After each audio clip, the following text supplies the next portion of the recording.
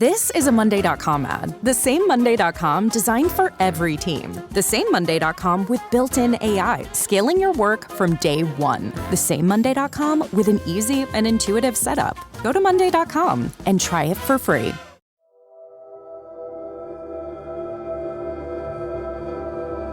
Okay, so it's been an interesting week. A lot of birthdays this week. Rob had a birthday. Colt had a birthday on April 28th. And today, April 30th, is Molly's birthday. And we're really, really pleased to have a special guest on the podcast today who reached out to us and knew Molly, worked with her, and gives us some new insight into who she was. And I think it's really important for people to remember in this case that these were two kids with their whole lives ahead of them. And I think that with all of the speculation and all of the discussions and everything else, it gets lost and these two kids get dehumanized. And I just want to make it very clear that both of these victims deserve justice. And that is why we are here. And that is why we started our podcast. So today we have a special guest that we're so grateful that she was able to come on. And Paula also joins us. Yeah. And so this is the birthday episode for both Molly and Colt. So in heaven, happy birthday to both of you.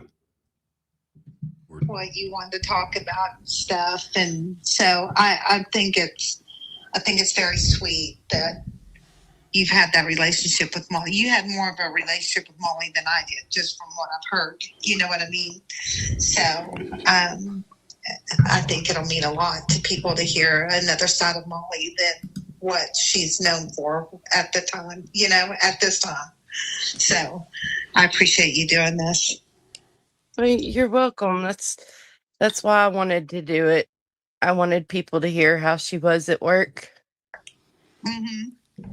I think All right. It's really important because in this whole process, what's happened is victims get depersonalized and people forget that Molly was a kid. She was only 17 years old. And we don't really know that much about her personality or what kind of kid she was and what her dreams were and what she was doing at that time when all this horrible stuff happened. So we have a really special guest on today, someone that worked with Molly at the time of this high-speed chase and her disappearance. And it was someone who reached out to me, and I just felt that it was really important for people to hear her stories about Molly, to remember that Molly was a teenage girl. And I think, like I said, that gets lost in all of this other horrible stuff that happened. And she had hopes and dreams like every other teenage girl. Exactly. And that she was a normal teenager and should have been treated differently when she went missing. And I think that's the biggest takeaway from all of this. So, okay, we're going to call her B. And we're just happy that you're here with us, and hope everyone's okay in Oklahoma after those horrible tornadoes last night. And Paula's also here. She just is listening. She just wanted to hear some of the things that B was going to say, who we had spoken yesterday. And I told Paula what an amazing story I had just heard. So B, can you just kind of give us the background on how you met Molly and what was going on at that time? Yes, the Chickasaws had a summer work program, and they would put different kids with different businesses. And I was told that I would be having an assistant in the office for the summer. And the counselor from the Chickasaws spoke with me and told me that they, kind of what they expected of her. And so the first day I met her, she came in and she was kind of bashful, which I soon learned that wasn't really her.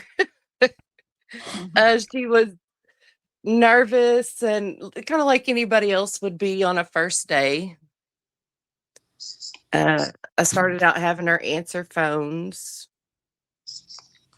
By day 2, Molly came in and was just telling me everything about her, wanted to know everything about me. If we were going to be working together, then we had to have this relationship to where we knew everything. She would ask a million questions a day. How old was she at the time? I believe she was 17. She was 17. Yes, Okay. she was 17. It was her work program for that summer. She was 17, I believe. She, if I could say what she was like in one word, it would be sunshine. Oh, The job that we had was sad at times. And she would come in with this smile that would make you feel good all over. That is who she was.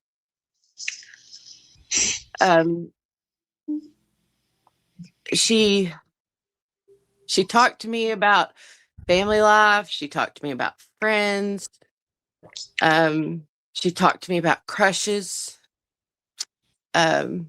She was just a typical teenage girl. And she took this job serious. She got to where she wanted to make the coffee in the morning, and she'd get her a cup of coffee, and they were kind of, to myself, I called them Molly meetings, because she wanted to know what was going on for like the whole day in the morning. She had to know. She'd come in and she would do the coffee, and she'd start, okay, what are we doing today? What are we going to work on today? And just excited about it. With her first paycheck. Yes. So on her first paycheck, she bought like a grown-up outfit, it sounds like. Yes. Yes. And she was so proud. So I was sitting at my desk, and I had a big window there, and she would walk to work, and I saw her walking up in these heels, and I started giggling, not to make fun of her, but just because it was cute, because she could barely walk in them, but you could tell before she even got there how proud, I mean, I could just see it all over her. She walked in the door and she said, what do you think of my new clothes? I went in yesterday and I bought this dress. It was like a teal blue dress with a zipper in the front, and well, she looked very grown up and very pretty in her blue dress with her eyes. And I told her, I said, well, you look nice. And she was just beaming, just so excited, and looked so pretty. And she took her job seriously for the most part. Now, when we had slow times, she was a bit of a comedian, and she'd try to get me to laugh. what would she do to try to make you to laugh? Oh, she'd do this. She'd kind of dance around or do something.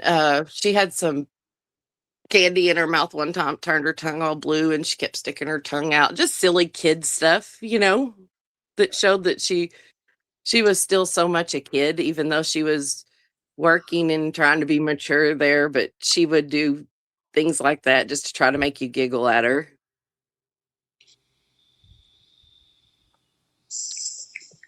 And how long did you work with her?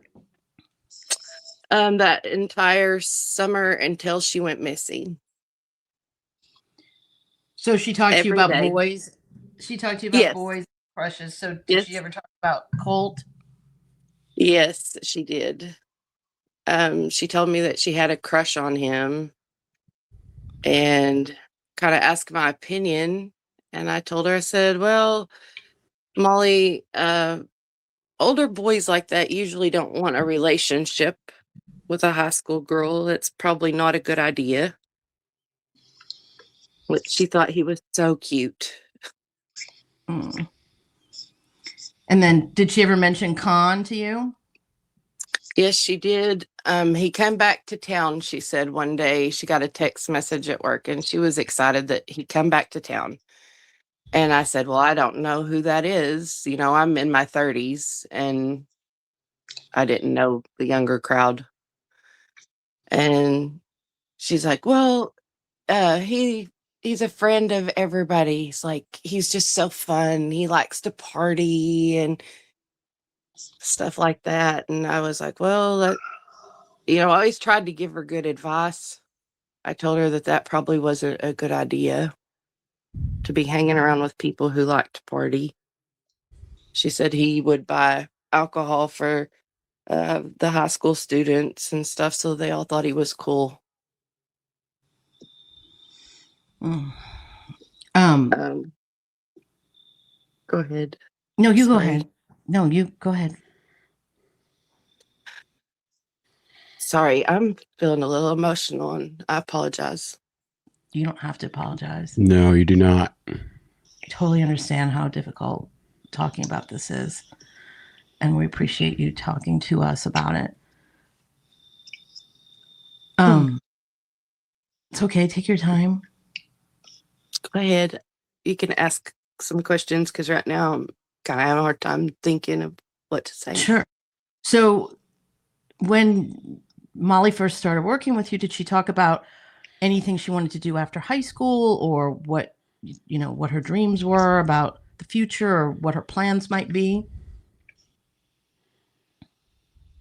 Well, I'm going to share the story this way, and I don't want it to sound bad. But Con had give her some things, and she talked to me about it, and I feel like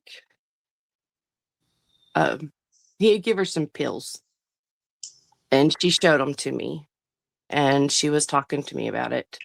And I feel like she brought those up because she wanted me to say that is not good, like kind of to start a conversation about it all. So I told her that, and I said, that is not something you want to do with your life. And she started crying, and she said, well, what kind of life can we have here when there's nothing here? Almost like she felt a little hopeless. And me and her started in on a conversation about I started talking to her about what she could do as a high school student to start a career. And I suggested a CNA at the VOTEC to start classes there the next school year. And she seemed to kind of light up about that. We really got into the conversation of how to do it, what to do. And I think that became her goal. She told me that she had spoke to the counselor at the Chickasaws about it, and they said that they could help her make that happen. To go to nursing school? Yes. She just wanted a plan, and she didn't know what that plan could be. And after we discussed that, she seemed very excited about it. Well, that's really great that she had someone like you. When you're a teenager, sometimes you can't talk to your parents. It's harder to talk to your parents, and it's always nice to have, a counselor or an older person that you work with who can kind of help guide you through these things. A mentor. It's being a teenager is really hard. And I remember I used to talk to my guidance counselor about what am I going to do in college. And, my parents didn't really know what to do with college. So it's nice that she had you to talk about that with. That's wonderful what you did for her, because you gave her some hope about, look, you have options, because sometimes we feel like we don't have options. Well, thank you. I'm glad I got to meet her, because she was such a sweet girl. And like I said, she was like sunshine when she'd come in. Yeah. And a thing that I want everybody to know is Molly gets talked about like this girl that just partied and did drugs and stuff like that. And I don't like that, because every day she showed up for work. She never showed any signs of anything like that. she was responsible to show up for work. I never got the vibe that she did drugs or partied very much.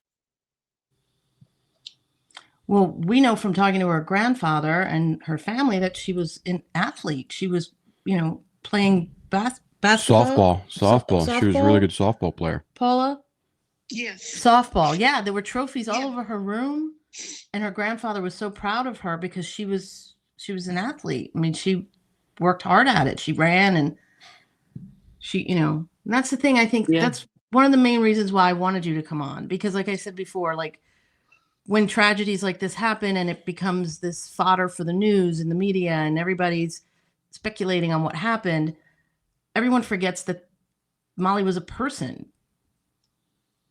She was a victim, but she was also a person, and she had hopes and dreams, and people knew her. And I think it's really important to remember that.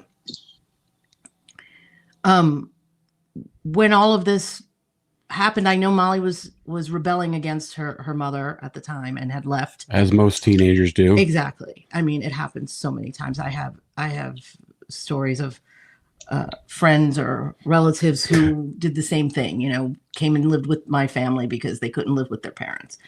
And every teenager was rebellious at that age, 17. You would know. I would know. My husband got a lot. My husband would have scared me in high school. I just put it that way. I was not that. I was a goody two shoes in high school, not my husband. I was just mischievous. Okay, mischievous. Yes, that's a good word. So it happens. You get in fights with your parents, you go stay with your friends, you leave, you do whatever. And I know that the weekend that this happened, it happened to be 4th of July weekend. So of course, everyone's out partying and doing their thing. And from what you're saying, and I could be wrong, but my impression is that, Molly was just a teenager who wanted to fit in, and she had a crush on Colt. She liked Khan because he sounded exciting and everybody liked him and partied with him. And she just wanted to be in the group. Am I wrong about that? No, you're correct. That she was just a kid who, had a crush on a boy and wanted to be a part of what everybody else was doing.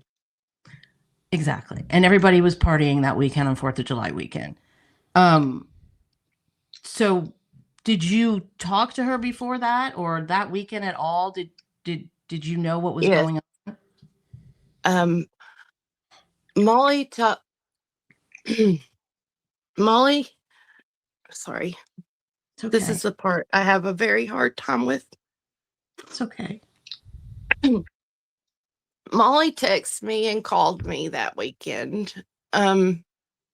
She said that she had gotten into an argument with her mom, and she wanted to know if she could come stay at my house.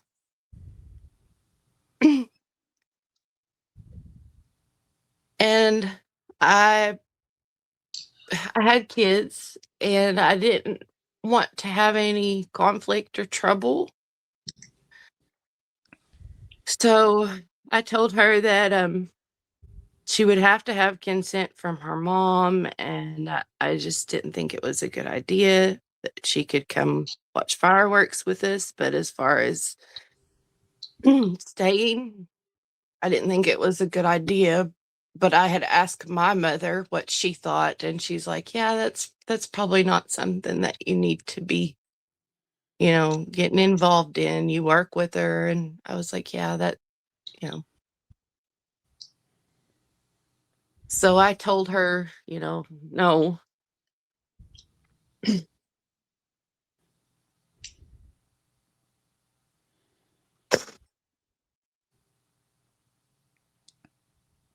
And she said, well, I'll see you Monday. I was like, okay. And she had texted back and decided that she was going to try to get out of work Monday. And that's the first time she's ever done that, because she seemed so excited and she wanted me to tell upper management that she wouldn't be there. And I was like, okay. I thought, well, it's a holiday weekend. She's a kid. So was it the first time that she'd ever said she wasn't going to come in? I think she got sick one other time, but she was there for the most part and very excited to be there.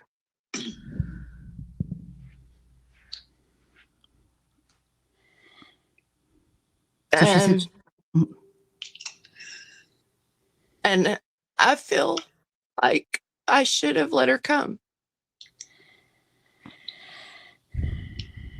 Because if I would have let her come, then she would have been safe. And I have struggled with that all these years, and I am so sorry, Paula.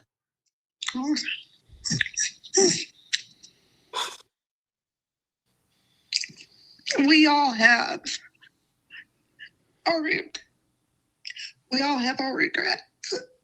It's not your fault, and you have no reason to feel guilty. You need to apologize. I've replayed that a lot, thinking, well, I just should have took a chance for whatever might have happened and just let her come.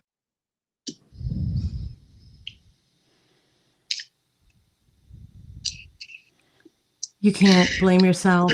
You really can't. I mean, she might have come and then left anyway. When you're at 17 and you like a boy and they call you, you're going to go most of the time. Yeah.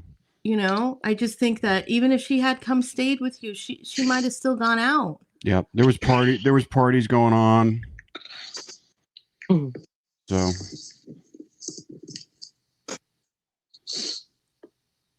So don't blame yourself. No. I'm sure there's so many people that wish they would have done something differently, and this wouldn't have happened. But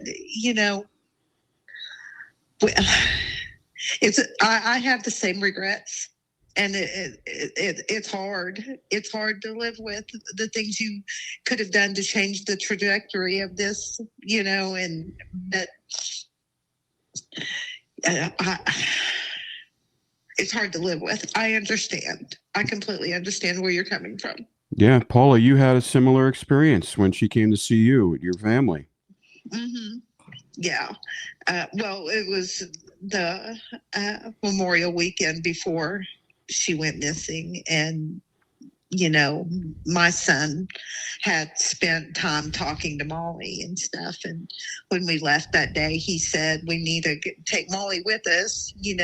He said something bad's going to happen to her. And we were in the process of moving. So I told him once we get moved, we can go back, then I can talk to her mom and see, if that's something we could do, is bring her home with us. And, but we never got the chance. I dropped the ball. I didn't follow through with it. So, and here we are, I can't change it, but I do regret it. I regret not turning around the car. Molly told my son a lot of things that weekend that led him to believe she was not doing the right things and hanging out with the right people. So I totally understand where you're coming from. But please don't blame yourself. Just yesterday, I heard that there's somebody else with the same regrets. She called somebody else. She didn't just ask you if she could come stay with you. She asked, there's another person that I know of that she asked as well. And they did it for the very same reasons you did. And that's that you didn't want to step on the family toes, and get involved in that. And so therefore they told her no. So that's the only thing is, she just felt hopeless, like you said, about her future. She felt like she had no place to go. She was just being rebellious, though, and she could have worked things out, Sure. I mean, that's the thing. When you're 17, everything is magnified. Your emotions are highly magnified. You really just don't know what you're doing. You think, Right. but the problem is you think you do, at 17, you make decisions and you think, and you throw the boy drama in that, and it's just like it's a cocktail, I mean, especially, she was 17, Colt was 21. At that age, it's a big age difference, as far as maturity level, as far as, from 17 to 21. So she probably looked at them and they're like, oh, they're adults. They're doing, look at all the stuff they're doing. And, and she got enamored with that. And she just, like Cindy said earlier, she just wanted to fit in, and she wanted some sort of identity. I think at that point when we're all struggling to find out who we really are. And if we're in a state of hopelessness, we feel like we don't know what our future is going to be, and we don't have any direction, and we don't have anybody really giving us their guidance and direction.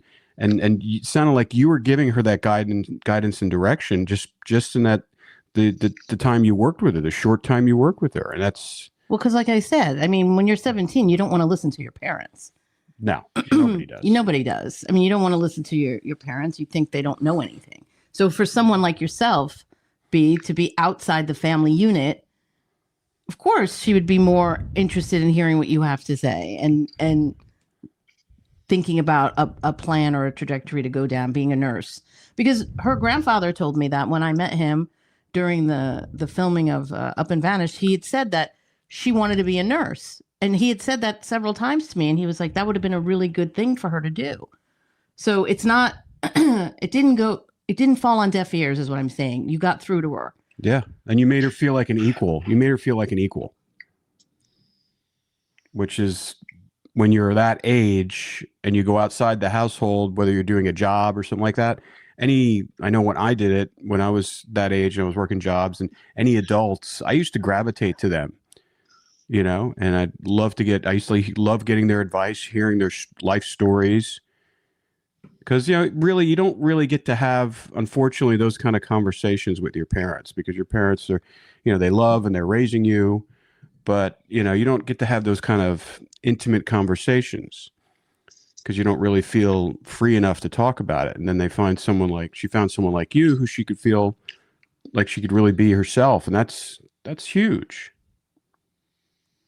Yeah, she was a blessing. And she did ask me so many questions about myself and my life and what I did when I was her age. And we talked a lot on downtime there. She sounds like she was looking for answers about the stuff she was going through. And she was trying to look at your life like, well, what did you do? Mm-hmm. I think that's what most teenagers do. And I think that having that job was really good for her because it gave her a different scenario, a different, environment, new people. It's scary to have your first job. It's so adorable that she went and bought high heels and she wanted to dress like, appropriately, that's a big deal at 17, you get your first real job. You don't forget that job. That's life changing at that age. Speaking of the heels, I have a story. She was going to walk to the convenience store and get her some lunch, and she had those heels on, and I was like, oh, that's not a good idea. And she's like, oh, I've got to get used to these. And she took off down the road. She comes back carrying all of her food and her big drink and her high heels in her hand. Yes, of course. And she come in and she sit down on the chair and she looked at me and she kind of laughed and she said, I told you so. Cute. Yeah. Before I had a chance to say, oh, see, I told you. I'll never forget that first pair of high heels. I always, in New York City, you would wear your sneakers and you would carry your high heels in your bag because there's no way you could spend your day walking on those shoes. I can't imagine walking down the street to go to the store in those. Forget it. Yeah. I think that's adorable. Did she tell you at that time how long she had known Colt, or if it was just new, or she had just or how she met him? I think she had kind of known of him for a while. I don't know that she knew him, but I think she known of him. She knew who he was. Um, she just talked about him being a cute boy that she was Mhm. really into, and then the conversation had changed to, well, he's this old. He has a kid, Mm. and I was um I didn't know him. So the advice that I gave was just, okay, well, you know, he already has a kid. It's just not a good idea. I mean, I just tried to steer her away just because of life experiences that I've had, and just tried to give her good advice on that. Well, sure. How old But were you at the time? I was 31. Okay. So you were older and wiser when it Mhm. came to boys. Yes. But also Right. young enough to remember when you were 17. Right. Yeah, because we So had. I'm sorry. Go ahead. I just pretty much just told her that, because of things that I had learned in my past, that I just, kind of thought it wasn't a good idea. And she, of course, didn't care to hear that, because she could just talk about how cute she thought he was all the time. Yeah, and from what we hear about Colt, he was really nice to the girls. He was really sweet, and the girls really liked him because he was sweet and kind of protective of them. From the three girls that I've spoken to who dated him, um, it's it happens. You meet boys that are older, and you get into situations, but obviously, no one expected anything like this to happen. So when she didn't call in to work on Monday, what happened after that? Well, she had already told me that she wouldn't be at work on Monday. Mm-hmm. Um, it seemed like it was maybe a day or two later that her mother had come over to work and talked to the owner, and explained that they couldn't find Molly. I can't even imagine what you thought at that time. Instant, like, oh my God, I should have let her come to my house.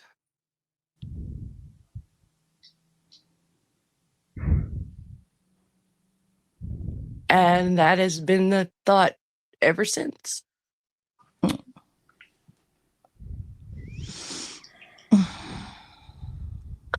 And I've heard people say, well, that was just Molly. She would go places for a few days and stuff. But the Molly that I knew really seemed to love her job. Like, she seemed excited to be there. So that wasn't like my thought, you know? So you felt something went bad as soon as you found out that she was missing. Yes, I didn't think she was just out running around, because she seemed excited to finish her summer program out with us. She seemed like she enjoyed it a lot, and I didn't see her not coming back or not telling me that she wasn't coming back. So, did you hear that she had the rumors that she was in Wichita Falls with Colt? Did you hear? What did you hear from other people? Did you hear anything, rumors or anything? Oh, there was all kinds of rumors immediately in a small town like that. People were talking about the car chase. Um, People were saying that Con had hurt them. People were saying that maybe they were just lost out in the woods. Um, People were saying that she had ran off somewhere with Colt. Did you think that was even possible? No, I didn't think that. I mean, from what I knew, they had just talked mostly. Like, they weren't really hanging out all the time or anything like that. They were texting pretty much. I didn't think it was like a situation to where she was actually that involved with him that she would take off with him somewhere like that. Because it was fairly new, the relationship, right? Didn't even sound like Right. it was a relationship. It sounded like she had a crush on him and they knew each other. Yeah, that's what it was, I think. I mean, she just had a crush on him, and I think he was nice to her, and they were friends. I don't think it was anything more than that, really. I mean, they texted, and as far as I'd known, they hadn't hung out yet, I guess, until that weekend. Did she talk about her ex-boyfriend Tanner at all? Yes, she did. What did she say about that relationship? How long had she dated him? Oh, she would tell me how they were off and on, that they would fight and argue, and then they would get back together. I knew their family, so she would talk to me about that. Uh, I can't remember everything, but yeah, I think she really liked him too. I think she was just kind of in a, well, they're off, so this boy's cute and I'm going to talk to him type thing. But it didn't seem plausible that she would have run off with him to another state, even though Texas isn't that far. No, I didn't think so. Did law enforcement ever come talk to you guys? I was never spoken to, no. That's weird. Huh. And I guess I'm just like, those weeks afterwards, did you think that she would come back, or were you just what did you feel in your gut? I mean, did you have any feelings? My gut feeling was that something bad had happened to her. Maybe she was hurt somewhere, but I didn't expect her to just show back up like nothing had happened. I'm so sorry. It's so awful. And that's just because all the conversations we had had about how she was so excited about working there and what she wanted to do. And I just didn't see her going off radar like that. She had a plan then, you know? Mm-hmm. Well, it also sounded like she really enjoyed her job. She did. She took it serious once she got started. Yeah. Like I said, she wanted to have her little morning coffee meeting to, what are we doing today? What are we going to accomplish today? You know? She would even call me sometimes the night before and say, do you know what's going on for tomorrow?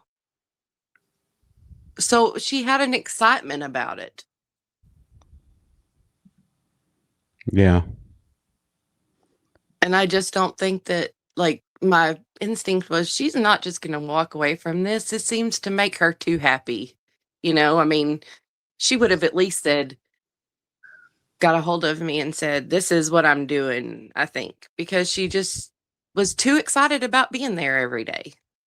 Well, she And felt I know there was, she oh, felt I'm sorry. she had. I was going to say, it sounded like that job gave her a sense of purpose. Right. And we became friends. I know there's a big age difference, but I mean, I kind of looked at her like that. It was hard not to, who she was. It sounds like you were friends. I mean, when I was 19, I met someone who was 40 and we're still friends today. I mean, sometimes when you're a teenager, like 17 and you were 31, she probably looked up to you like, well, look at you. Look what you're doing. I want to do that too. I mean, I can't even imagine what you must have thought when this happened. It's just like you can't even imagine that something like that could happen. I know. Look, we said nothing like that had happened here before. not a young person missing like that. And you don't know what to think.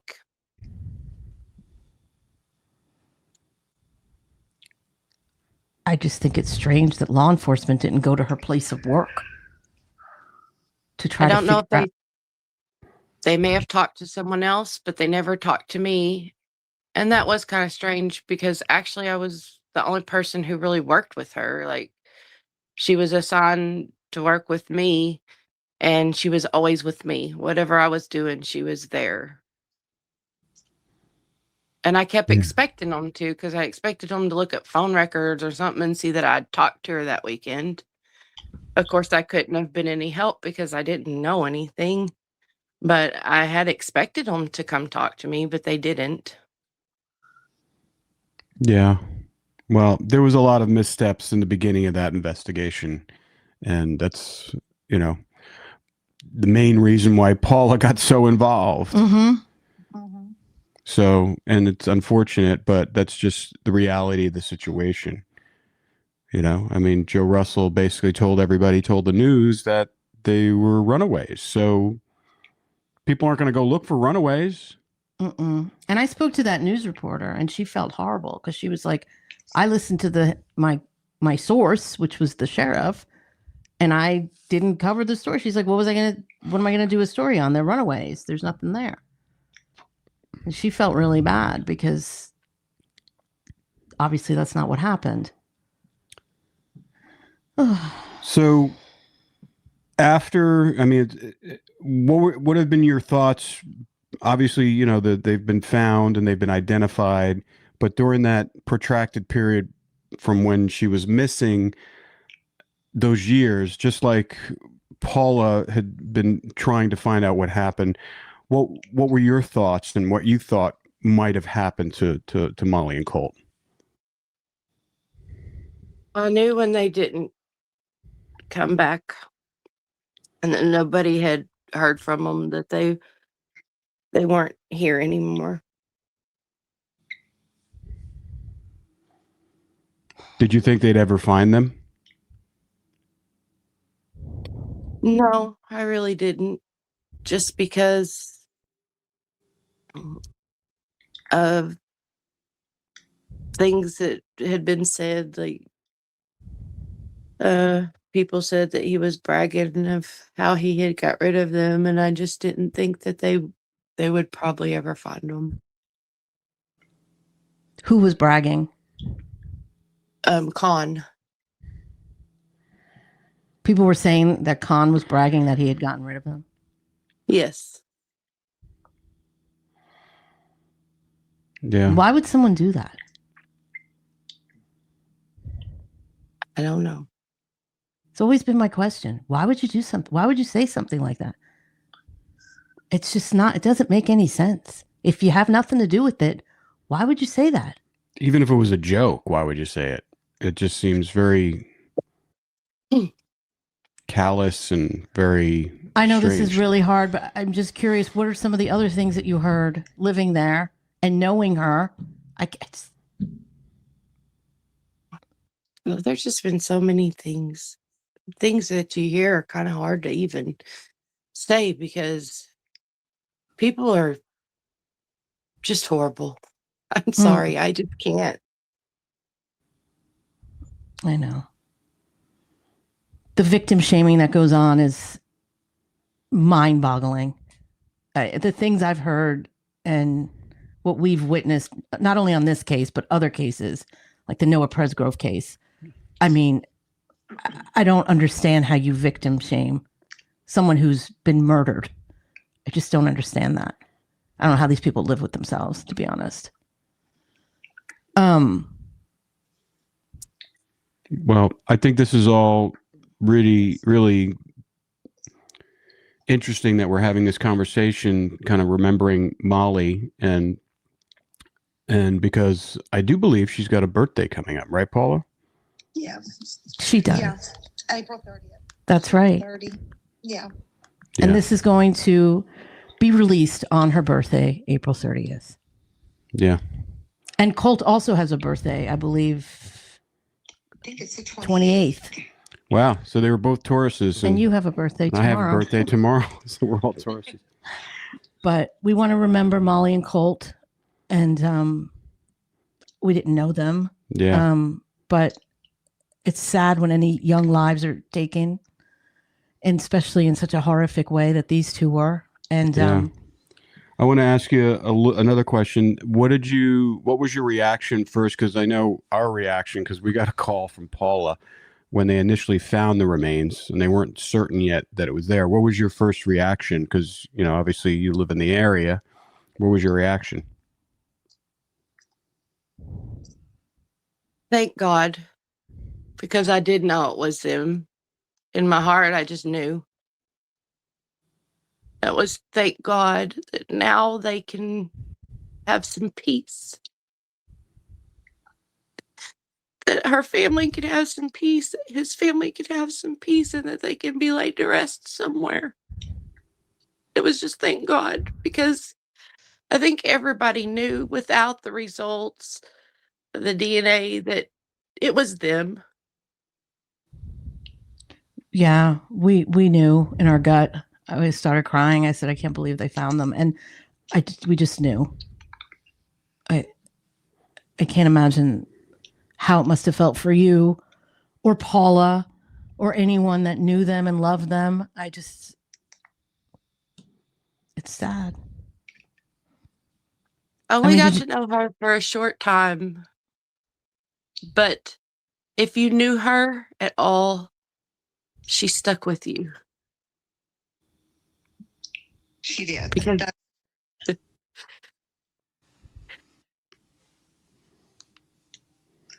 so if something had happened to Colt, she would have stayed with him.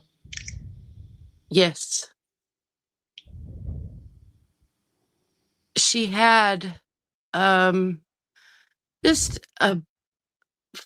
besides, she had a big bubbly personality, but she also had like such a kind heart. A job we had, people would come in sad, and I could see it kind of affect her sometimes. Like, she wanted to help people, so she would not have left him. We've heard that from a lot of people. Yeah. She would have made an amazing nurse.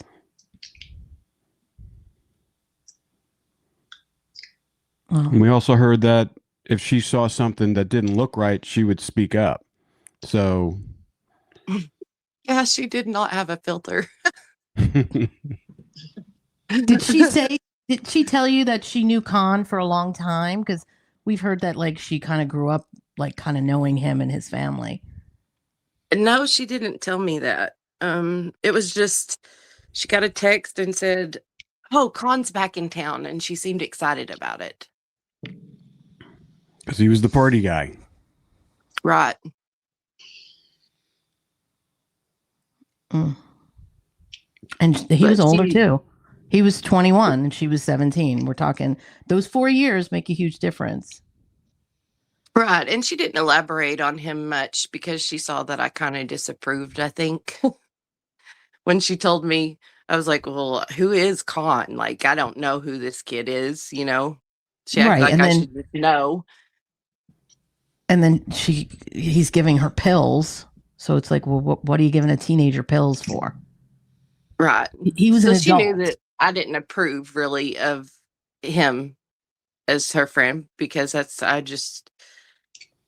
don't have much of a filter either. So I didn't have a problem telling her. Probably why she likes you. Exactly. That's not good. Don't do that, And so she didn't talk to me about him a lot, because she knew that from like, as soon as she started telling me about him, that I didn't approve of her hanging out with him. I thought that was just a bad idea. Yeah. Well, we really appreciate you coming on and kind of giving us a little sketch of Molly's personality and the fact, like I said, you only knew her for a short period of time, but she made an impact on you. Yes. And that's I think she did everyone she met. That's the thing that's so sad, is that we, the world was deprived of her and what she could have done here. It's just wrong. And someone is walking around free after taking that life and taking Colt's life. That's just not acceptable. What is what is your biggest hope for this case at this point? That they get justice. That whoever did this to them will pay for it. And I hope that our local people that know something would please just tell this family what they know. I know in this town that there's people who know things. It's not big enough for them not to, Yeah. Well, we've discovered that, as soon as we launched the podcast, we started getting tips, and we realized how many people really knew either what was going on or knew somebody that knew what was going on. And, and the main thing that was really kind of strange in such a, small town area, everybody was afraid to talk.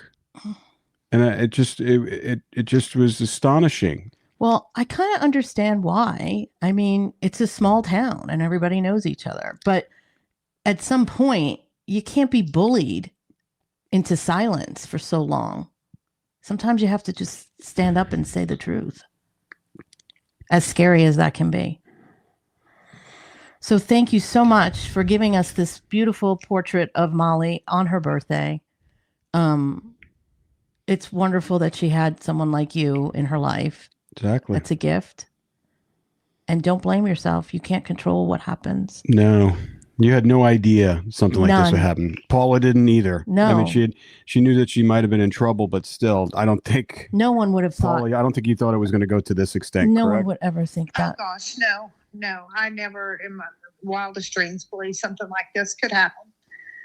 And unlike me, I didn't believe in the very beginning that something bad had happened to her. And it was 2 weeks in that it really hit me hard. And I went down there, and that's when I realized that this isn't just Molly running away or being rebellious. This is more than that. And I replay her mom calling me and yelling into the phone, "They hurt my baby. They hurt my baby." And I just remember saying, "What do you mean they hurt your baby?" But I just don't know. That's when it all hit me hard. And I went the next day. That's when I showed up and started looking. And I've said it before, even when I'm not there, mentally I'm there, So it just never leaves my mind. Even with them being found, she's always on my mind. And now my hope is that they get justice, that somebody pays for what they've done to them. Yeah. Absolutely.